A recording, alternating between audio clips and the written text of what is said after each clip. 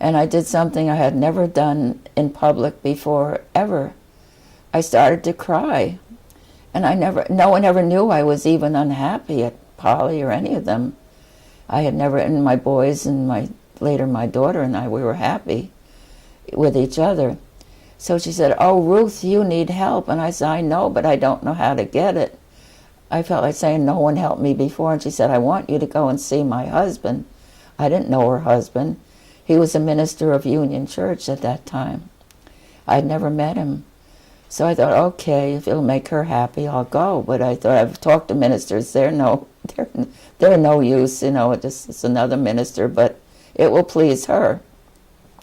So I made an appointment and went to him. And that's when my life began to change, totally. He was very experienced at counseling. And he let me talk, and he listened, and he said, "Well, usually I try to get couples to stay together, but in your case, I feel you'd be best served by being apart." And I said, "But I'm terrified. He threatened he'd kill me and the children if I leave him." I mentioned getting help and getting counseling, but he won't do it. He says it's not his fault.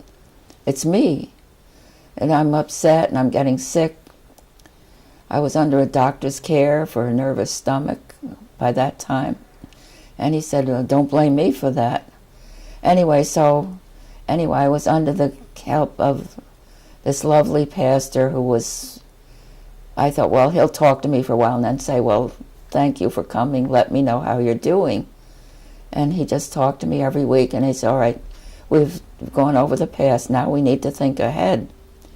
And I thought, well, I'm terrified to do anything it's upsetting. But he was there for me every week and if he missed a week, he'd make it up in the morning.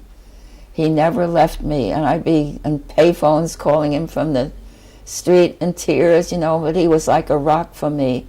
He knew what to say. He knew how to help me. He knew to tell me I needed a lawyer and that I would have to do this. I said, well, I'm afraid to do it. How can I tell him something terrible is going to happen to me? He said, "No, you can do this. I know you can." And I said, "Well, I'm frightened." And he said, he instilled in me the courage to have to tell this crazy man that I was going to get a divorce, because that would make him look bad at school, for sure. But anyway, I did it.